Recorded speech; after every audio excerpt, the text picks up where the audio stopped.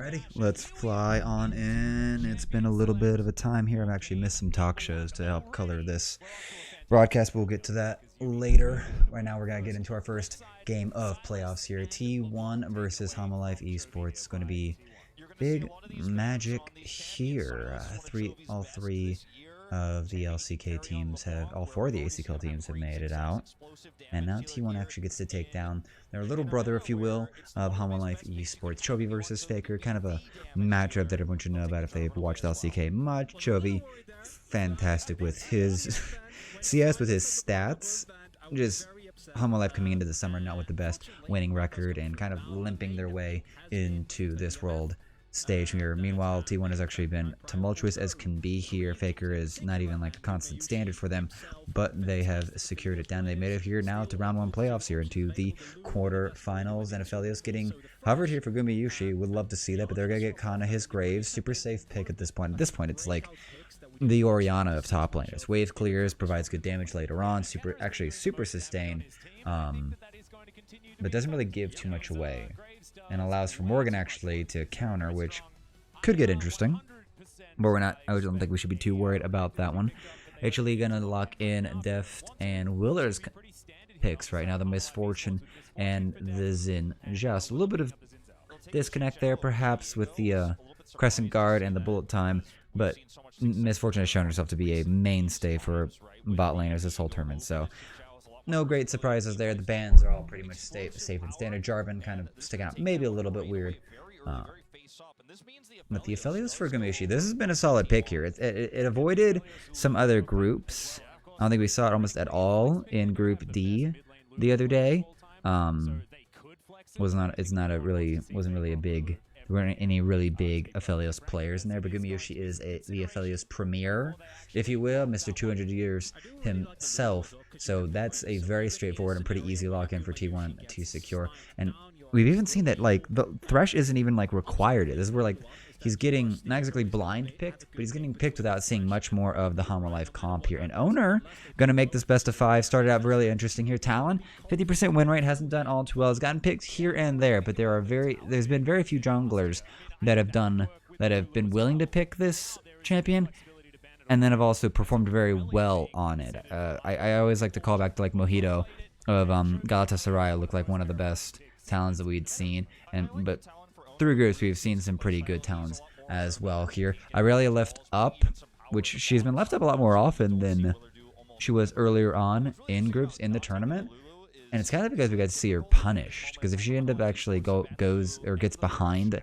the curve of the game, she doesn't really contribute all that much here. So this could be a Chovy or Morgan pick. It's either or. I think we'd all prefer to see it on Chovy, considering I don't think there's anything else in a solo lane capacity that could really match the carry potential of Irelia.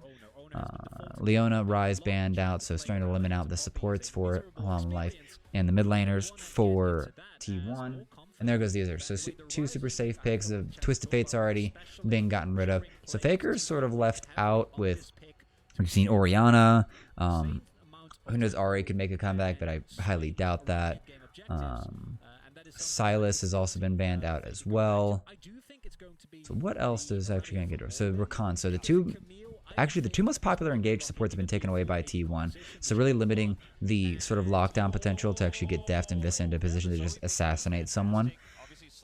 Zoe going to be picked up for Chovy. So now we know where this Irelia is going top side. And this actually is left like the final pick for Homolife in the hands of Vista, which seems like they were giving a lot of resources for Chovy, and then they were finally like, you know what, we're okay with this. There's going to be the Orianna that we mentioned, it looks like.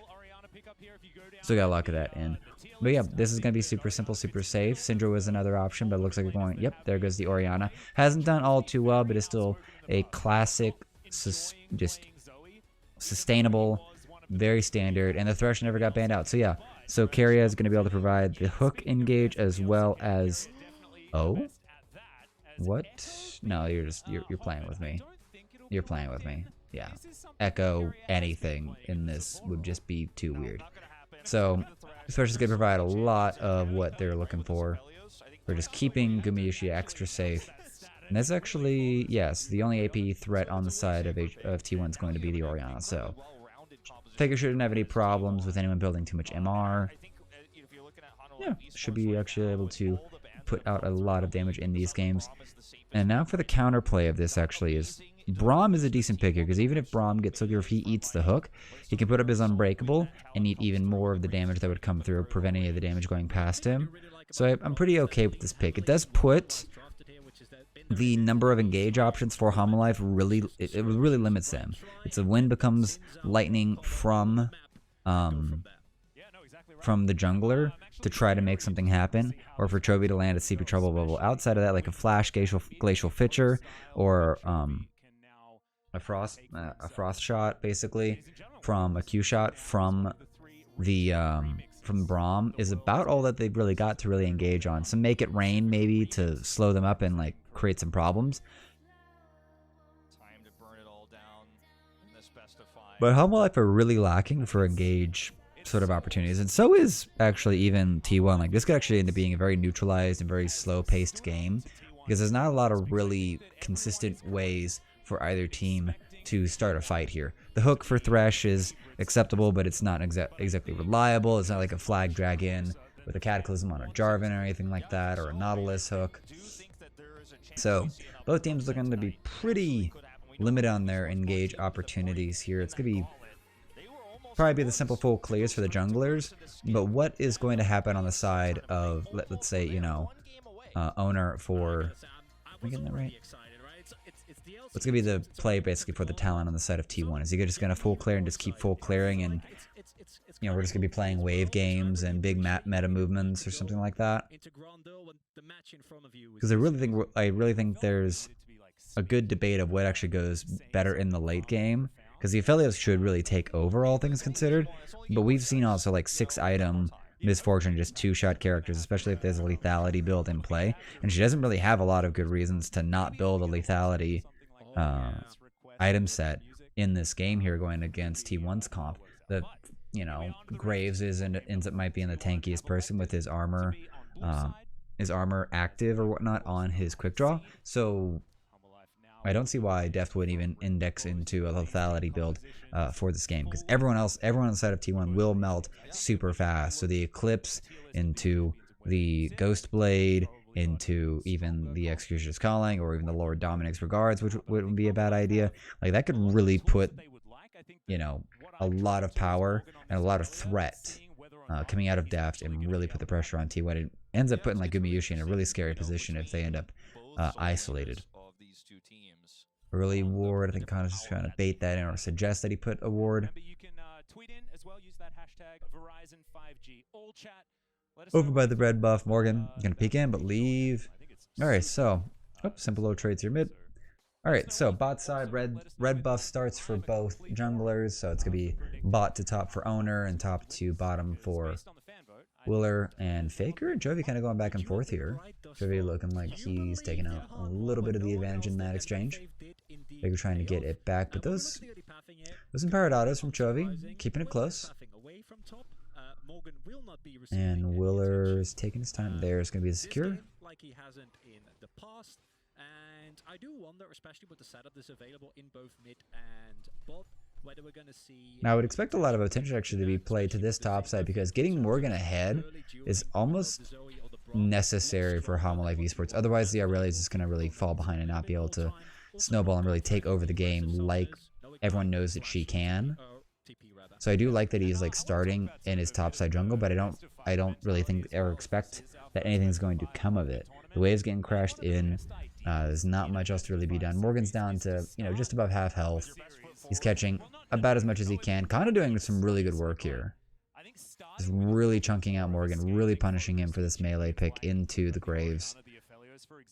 So that the onus isn't on you to be proactive. Yeah. Sure. Because when it is, all of this pressure as well is going to come. Can't exactly hear the casters right now, but I would really put a lot of the onus on Homalife to like make something happen and really get themselves ahead and make sure this Aurelia doesn't fall too far behind. Right now, it's not doing too well. 8 CS down, might be able to catch most of these, and the level up is going to help give him a little more of H pool to work with. He's not on a big damage dealer, right? And I do really feel like if you're going to start a best of 5 like this, you know, you just play standard, you play to your strengths, and then you evolve as the series goes on. And my question going into the mid game is T1 going to be able to generate a lot of the laning leads like they have been able to do against basically every other team? We've seen this Phalios for Guma, Kana's Graves or Jace, whichever he is on at the time, be able to generate immense CS leads, obviously in mid. Not really within the realm of expectations considering the level of laner that Chovy is. And also Atlas, I'm kind of hurt, you know, that you didn't pay as much attention to play-ins, because you know that there's been best of fives. In play-ins have there not? I mean, best of fives and play-ins is nice and all, but it's not going to be what you're really looking for the masterclass that's Chovy.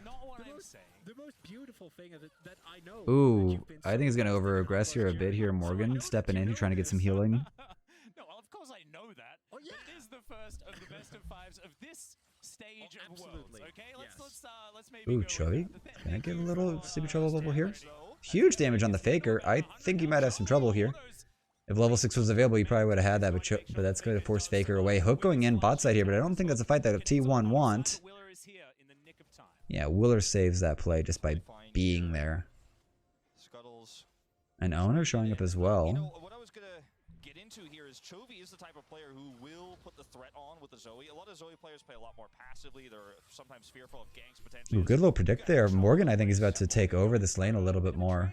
Use his teleport to come back and replenish his health. Will Kana probably be forced to do the same thing, just to be able to catch this wave and keep up with the item discrepancy. Before getting that teleport off, restocking on some items is of course. Yes, all teleport spend for standard early lanes, early game strategies. 5 minutes has passed. Back to lane here, but something I wanted to point out earlier in terms of the stylistic differences between these two teams is that with Hanwha Esports, the majority of their damage comes from Chovy, 31 compared to Morgan sitting at 19. And the exact opposite is true of T1, where Kana sits at 31% of the team's damage and Faker sits at 19.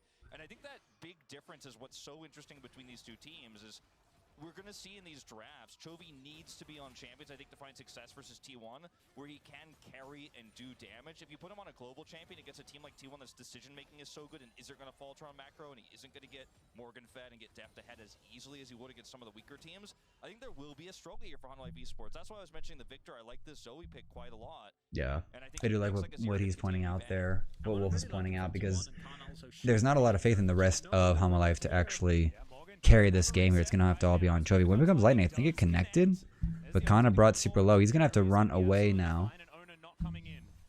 So that should be actually a very big win there for Hanwha Life. They should be able to deny a good bit of wave here, or at least it's going to put it into the wrong person. Kana's going to stick around for it, though. Owner is going to shadow, but this will give Willer time to go get the second Scuttle Crab. So pretty big win there for Hanwha Life. Start getting themselves, well, actually a little bit reconnected with the gold. Right now it's a 400 gold lead for T1. Nothing too crazy just yet. Oh, Shockwave into the hook here right now, and I think Chovy might be in super trouble here. Flash available. He's going to be able to get out. Vista there to interrupt the situation and protect his mid laner. But very good sort of counter gank play and to force out some summoners from Chovy. So making the agency and the power for Chovy to carry, especially early on in this game, limited. Obviously on his thresh, every single time he plays it, you give him a chance to get out of lane, and he's going to look for an opportunity.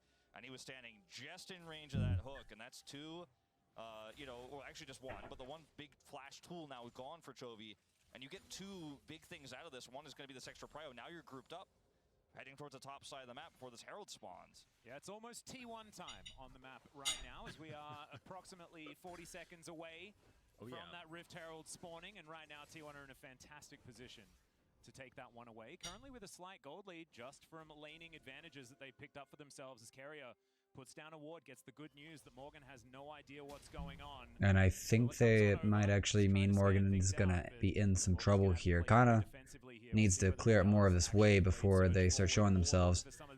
But yeah, Flawless Duet's going to be able to catch both of them.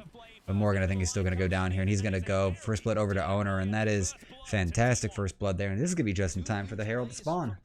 Right off the get-go, takes away Chovy's flash, and they're able to get prio and set up for gathering around this Herald. Then they're able to, right before it spawns, pick off Morgan with a fantastic hook. He has a control ward with him, is able to verify Morgan doesn't know he's coming, And T1, they love to fight for these heralds. Sometimes they flip games over it. It's actually one of the things that Hanwha Life should be looking forward to is T1 might take a bad fight on this herald, but when you get that free kill, you push Chovy away, you get his flash. This is just easy pickings for this early game. This is super easy pickings for T1 now. Hanwha Life going to be a little bit behind on their game plan here, and as much as Hanwha Life's standard style is to get Chovy ahead so he can actually hard carry it, all T1 was really looking for, they're just playing for simple objectives, or at least objectives on objectives.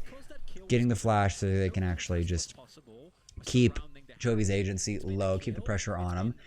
And actually, they're moving Gumayushi up top here just to actually have a cross-map play into the single top laner just to try to get some more turret plates on him, especially with that Herald getting used. So, nice swing of gold there from T1. Hanwha's going to have to look for something else to do here. I don't know if they're going to be able to catch anyone, quite honestly. And Kana's now getting free time bot side, and Morgan's going to be late for this. So this might even be like another 2 turret plates into Kana's possession, not to mention just all the CS getting denied. Good little shockwave there onto Chovy. But yeah. Very nice. Very nice from these mid laners. Still wanting a little bit more here, finds himself a cleanse on the ground. Yeah, let's look at here. CS lead. CS lead over to Faker right now. Wouldn't expect that. Chovy gets the better of the trade here in mid lane. They're not going to be able to get a cross-map play. You had Kana on the bottom side of the map immediately pushing the wave there. Now Morgan's catching it. Chovy's pushed out a lane here. They can't contest a Drake. They can't start a Drake, rather. And so T1 just have ultimate control on the map in all lanes and all parts. And you just have to be so careful of giving T1 this little bit of an edge with a composition like this where they already have such safe engage across all parts of the game. And also look at the power of these T1 picks. You can argue that, of course, the talent in of itself not going to be the greatest. I think that outside of moving up front and denying vision, it might be a little bit hard to find a specific engage.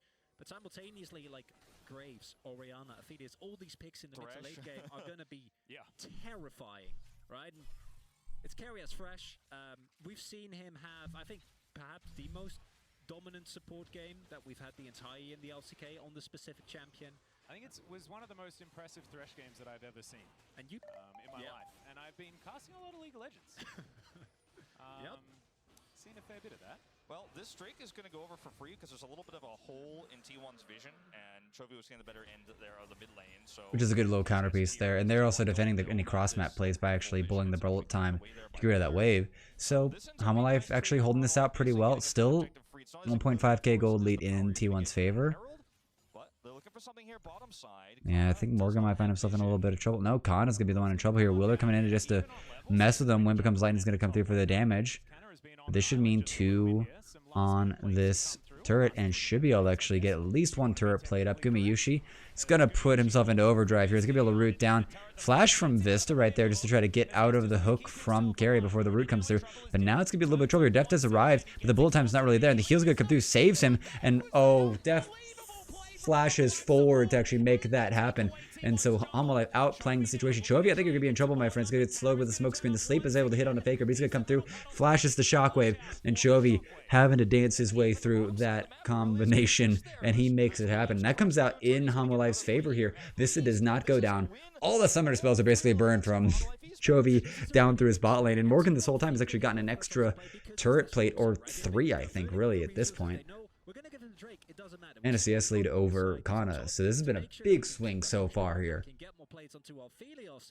And then they think it's easy peasy. It's a dive on the Brom. We have 3 people here, but Ono isn't actually there at the start of that play. A little bit over eager from T1, and now at gold lead that was 1.6k. All of a sudden, a lot less there. Yes, there is still a lead, but this does show that you need to respect Hanwha. And yeah, they are not.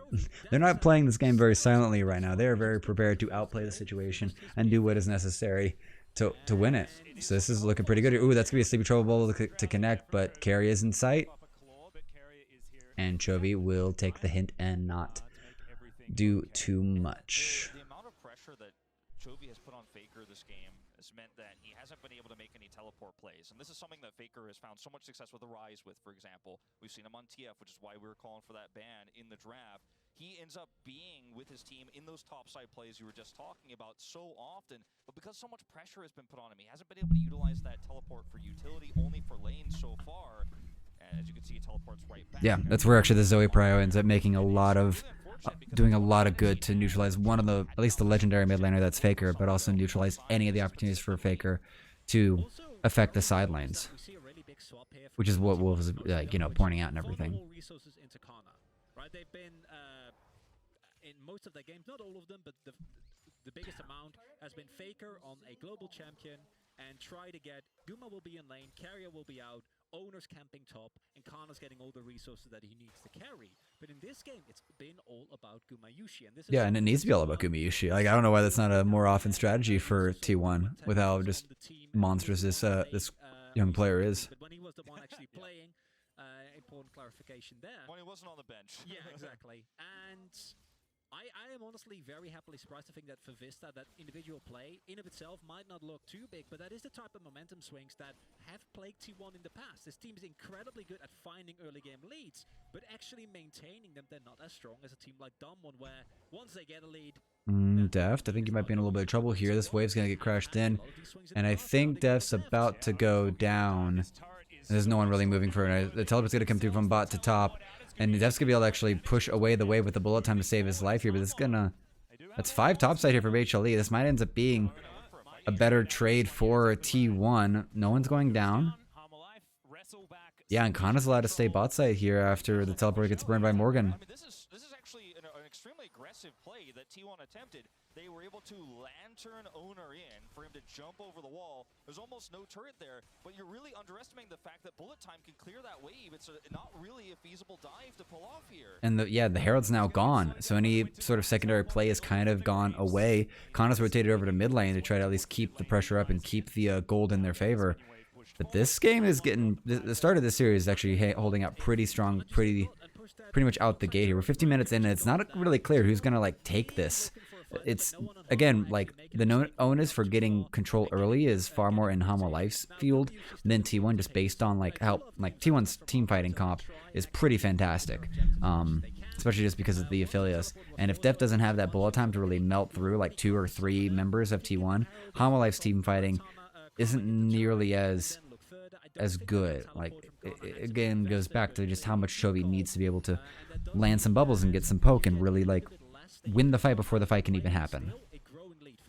Yeah, it does also, I think, really showcase that Hanwha Esports knows their opponent well. Like, they're playing so well around what T1 would do in this scenario. They're prepared to counter this dive and take the Rift Herald because they know T1's going to be coming at this timing.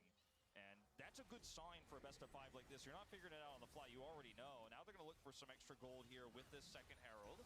Herald, yep, only cuts it in half. Shockwave goes wide, actually doesn't catch anyone. Bullet Time's going to come through here on top of the Glacial Fissure, and that's actually pretty good timing there. It's going to push Faker out of the fight as well as Carrier. And Gumayushi tries to strike back,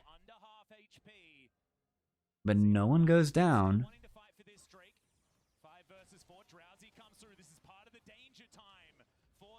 Oh, and the Concussive Blast goes wide from Kana. So this first Drake may actually just be Helma Life's for free here. Morgan just needs to not get caught out here. Gumayushi looking for a player who's going to actually get the root off. But the hook goes short. Good flash from Morgan just to sidestep that entire threat. I think they'll be able to get this turret and the Drake for free here. And there's going to be an ultimate there onto Kana or onto Carrier. It doesn't matter it's whoever doesn't take the lantern. But can they actually get the finish off onto Kana? Owner's going to step on. He's going to get the bleed down onto Morgan. Morgan tried to actually sustain himself through here. This could be an exchange of 2 for 1 so far in the favor of T1 here. Only Kana has gone down here, but Deft and Morgan have gone down as well. And the fight's still not over. And it looks like they're going to pull this through. The T1 are winning the fight here, and I don't think Hanwha Life are positioning themselves to stay away from this. And I think Owner's going to be happy to just chase this one down here. Shockwave, he's going to be the ball carrier for them, and this is going to go golden, but just to buy time for the rest of his team to get something done here. Stand behind me to actually get away, and now it's going to be a kick away as Owner tries to get on top of it with the hook connection, and now the gold. Crescent Guard, I don't think it's going to be enough there, and he's going to go down as well. So T1 just playing the sticky game. They don't let Hanwha Life get a free reset off. They get more done, and now they also get first Drake.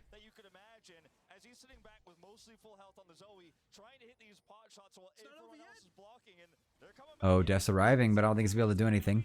It's It's going to be secure. Does he want to get the kill? Oh, and the bubble actually snipes Owner on his way out as he's jumping the wall here. So fantastic shot there from Chovy. Amazing for a Zoe, but also pretty good for a Talon lying in wait to kill someone with all of these extra rushes. And if this skirmish shows us anything, I can't even call it a team fight because it felt like a 2v2. Oh, it's just an extended skirmish here All happening at the same from time. Chronicler. Look at how drawn out it is. Yeah, they just try to actually pull us through, and they end up having to just index entirely onto Kana. Shield buys him a little more time for some trouble to get in, but Faker actually on the other side of this, really kind of messing up the other part of the fight, and I think we're already going to be moving elsewhere here. Willer's going to try to collapse here on to Faker, kind of looking for a 1v1. Morgan's kind of far away. When becomes lightning doesn't connect, and Faker just gets to walk away. Certainly did not, but Faker is just going to get away. No one there to back him up just yet. And this is such a clear-cut sign of, even though I think in terms of macro, T1 is still the one making the better moves, right? They're earlier to the objectives. I think the shot calling is a little bit crisper. But in terms of raw mechanics, Hanwha Life is showing why they're in this quarterfinal. Ooh, it's going to be deep here for Vista. Shockwave's not going to hit anything. Golden for Chovy, but Vista goes down here, and that might just be free. So free kill for T1. Not much else to really be done there. I'm not 100%. I need to see the replay. I think Faker actually pulled Vista out of his stand behind Brom, so he didn't have the opportunity to jump back after he got in. Yeah, it definitely looked like that. And that's one of those things that you could do as Oriana. It's so strong against Xin Zhao and the Aurelia and, of course, the Braum in this very rare circumstance where you can actually pull it off, is actually pull people out of their engages as Deft might be Kana, I think he wants it actually. Shield, yeah, he knew the shield's going to come up, and Deft doesn't know this is going to happen. Didn't predict it was going to happen. But there it goes, and that's going to be a free solo kill for Kana, and that's a little scary. the damage that Misfortune can put off, and that extended trade, you're always going to win when you have the shield bow, even under turret, and he just can't get out of it. There's no mobility whatsoever for the Misfortune. A heroic play here from Kana, and T1 are completely in control of this game now. Really loving the Graves first pick. Really paying off them. Diving. Yeah, Kana wins this tournament. It's going to be a Graves. It's going to be a Graves skin for him because his Graves has just been nice, consistent, strong, and that's probably the biggest play we've seen out of it through the tournament. And I just love that he actually had the presence of mind to calculate in the shield bow shield so he could actually take that whole 1v1. Yeah, and this is the mid game, right? This is exactly when Hanwha Life designed their composition to be strong. Now they have to try and work on a split push comp that is much more difficult to actually utilize. And using hashtag Verizon 5G all chat, Tom has messaged in to say, I don't have the same faith that Atlas does, but I love an underdog story. Anyone remember TPA? I think there might be a lot of people that don't, to be perfectly honest, because that was a great many years ago, but I certainly do, Tom. Yeah. Absolutely. TPS Type A Assassins was great. That was a good season. What was that, season 2? Before the Korean takeover of SK Telecom. So it's a good part of the early days. Good part of the early days. Nunu as a winning jungler pick. Who saw that? Who would even think of that in this day and age, even with the rework? That Chovy can also himself be the best initiation that Hanwha Life Esports have, because if he sleeps the right target, there is so much follow-up engage, there's so much burst there. But if you can't pull that off, and you keep getting shut down every time you try to go in as a Xin Zhao, every time you go in as the Aurelia, and T1 catch you at every turn, a shockwave you, then how do you team fight against this Aphelios that's always going to have more consistent damage than this Misfortune? The Graves, it's always going to have longer fight damage more than the Aurelia will. And I'm not entirely sure how is Hanwha, if you don't find a big break into the game within the next 5 to 10 minutes, Or they're gone, or they're done. Yeah, by the time this hits the 30 minutes, it's the bullet time may actually end up doing negligent damage.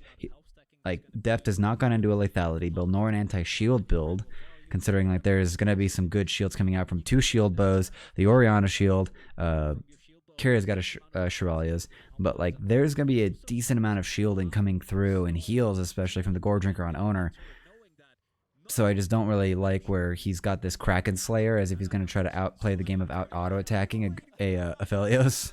it becomes so much harder to actually find those bubbles and get that consistent impact, because I talked about the relative lack of engage for T1, right? You saw it a little bit in one of the earlier mid-game fights where they wanted to re-engage, but weren't able to. Oh, look, we have a little bit of a thing going on here. Willer's going to put out his Crescent Guard. Shockwave's going to land here, but he's going to be brought into the circle's going to be brought in. Gore Drinker off's going to give him a good bit of help, but T1 aren't really concerned about the rest. Meanwhile, Owner up ahead, but sorry, that's not really a lot of damage coming out of Deft here, and that's 2 items deep. Just taking down the jungler just in time for this Ocean Drake to spawn. Yep, so T1 get that early pick onto Willer, and now it's going to be a free second Drake here for T1. For free, non-stop.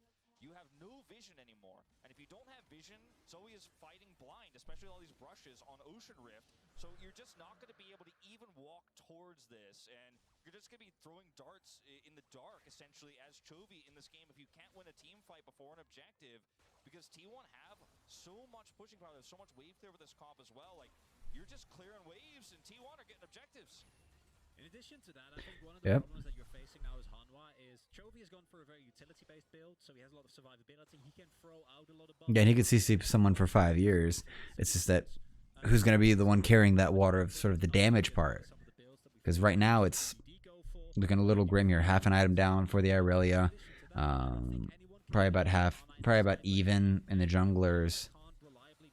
Mid laners even. So everyone's still pretty, yeah, everything's still quite close effectively. And that's a very good shockwave there from Faker. Chovy, I think you're going to end up having some trouble here. And Gubiush just gets to step forward for free. And that Willer, sorry, that's not going to happen. Owner's going to jump on him. And he still has the ball on him to give him a little bit of tankiness and even speed him up here. But that's going to be the jungler dead again.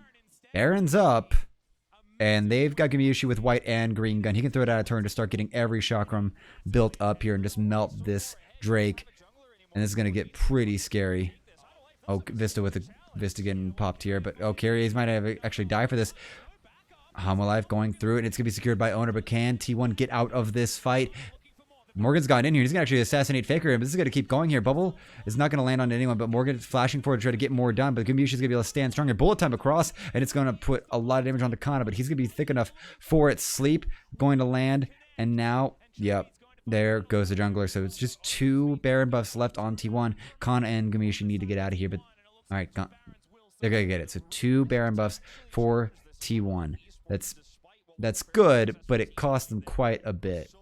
You end up getting wiped there. You might just lose the game in that moment. You're going to lose the rest of your map control. You're going to give over those inner turrets and inhibitor control as well. But they end up fighting it back. They take away some of those Baron buffs. And it's really, as we look at this Axe replay here, all about the fact that they're able to pick Carrier off alone. There's a little bit of a disconnect here between T1's front line, well, really Thresh, and the rest of the team. Because, yes, they know they have this Baron. They need to guarantee it. But your opponent doesn't have a smite. You could have turned this together a lot earlier. And now you've just given the opportunity for Morgan to close the gap on your squishy backline. And I want to again highlight Vista, able to both hit the Winter's Bite on Faker to make sure that he dies, Aurelia diving into the backline, and then also getting the passive on top of Gumayushi, and it's only through that survivability that he has with the shield bow as well as with his red gun that he's able to stay alive throughout all that. The one downside, even though you pick up a couple of kills for Hanwha, is that I think as C1 you're still relatively happy. Kana still, but also look at who the people are that still have the buff. Kana, who you want to put in the side lane, and then you have Aphelios in Guma, who's gonna just be there anyway. Yeah, so this Baron buff, all the kills for the Baron buff. Oh, but if they actually catch Owner now, well, it's gonna come out. A little bit of bleed there onto Willer. Yeah, so he's not gonna die all too quickly. Good little sleep connection there by Chovy. He's gonna cut Faker in half. So that's a very good paddle star.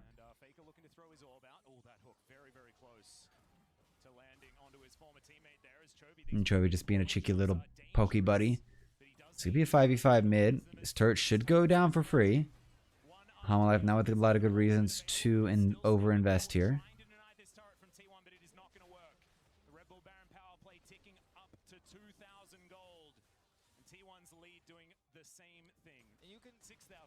You can notice too in some of these fights the point that Chronicler made earlier about Chovy's build here with the Everfrost. If you can't get close enough to ever use that, you're going to wish you had less survivability with that zone use and actually just more pure damage.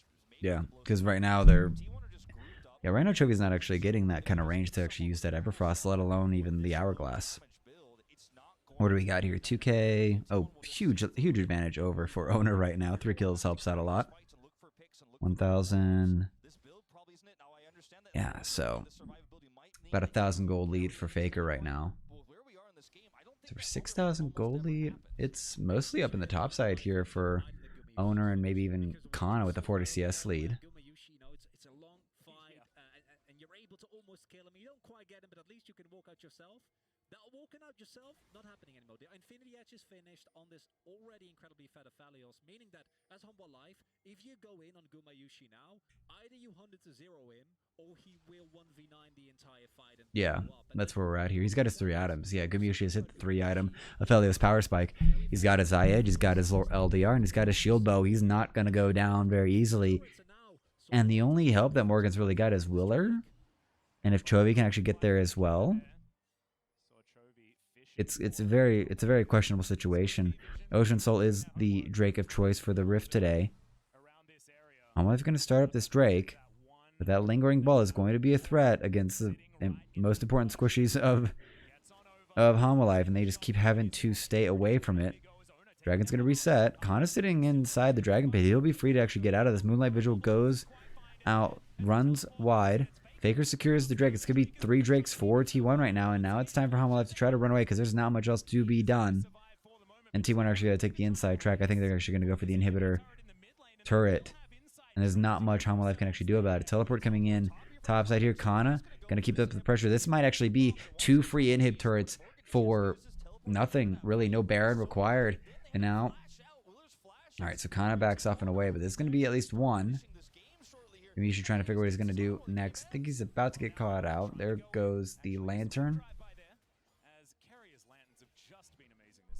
I think the support play in general has been, from both supports, has been impeccable this game. Also love the teleport from Chovy there. Might not have seen it, but he teleported on his own Nexus turret to get to the wave as soon as possible, especially with Alright, so not losing out too much, because if he hadn't done that, pretty sure that Kana at the very least would have gotten an inhibitor turret.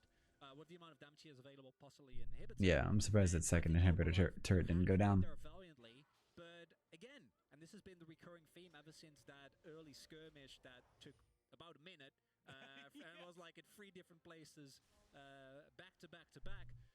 It's T1 that actually wins, right? They have the gold lead, they have soul point now. Once they get the ocean soul, it's going to be even. Yeah, this is actually pretty much just in the bag for T1 at this point. Game 1, unless there's some drastic mess up here right now. It's a clear 7,000 gold lead in the favor of T1. 3 Drakes. They just need 1 more. 3.5 minutes till that win condition, if you will. And there's nothing really slowing anything down here. There's 3 items on Misfortune. Like, the item disparities aren't really too loud. Like, there's one item on the side of Josh's that's better than Chovy's with the owner, but it's not going to be big enough for it to matter.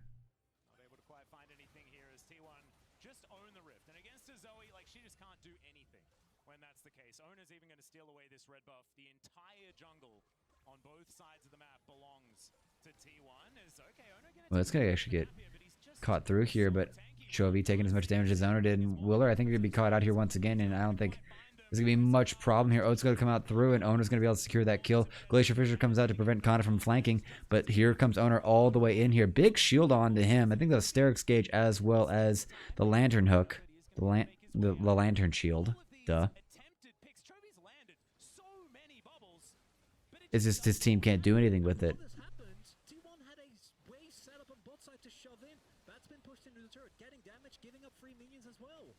I mean, this is a fight that T1 just avoided by tossing ultimates into a choke point and letting the waves here do the work. There's no inhibitors down here, but they had push in top and mid. Remember, Kana teleported earlier to shove that wave into the inhibitor turret, so T1 tossing a shockwave. Kana even ults onto the red buff. You push Honolife Esports back. You have removed all the vision around the Baron pit, and T1 are like, yeah, I used 2 ults before this fight starts, but you can't teleport flank because I know Morgan's teleports down, Chovy's teleports down, so I don't even get to fight as Honolife Esports. If you're Honolife Esports, you don't get to flank, you don't get to come forward, and T1 are like, well, now you got to clear waves. I'm going to kill the Baron. Look at how much damage we have 32 minutes into the game with this Aphelios. There's no way you can contest. There's just absolutely no way, and T1, calm, slow, and steady, going to win the race here, it looks like. Yeah, Willa able to get himself a Raptor, and that's good news. If Homolife Esports right now, that's what we have to be talking about when it comes to the positives. Like, that is, no, this is not a good thing, Chronicle. I'm not trying to say that things are okay, because that is the most okay that they are, is being able to get a Raptor camp. Because this is, like, the game has ticked past the Hanwha time. They had Homolife needed a lot more going on a lot earlier, and they just couldn't get enough eggs in the basket to get Morgan ahead. And Chovy did his job of at least neutralizing Faker for most of the early game, and Faker only ever used his teleports to stay in lane, and that's a huge triple shockwave. that's going to be plenty enough, I think, there for that. And there's going to be Wheeler getting caught out one more time.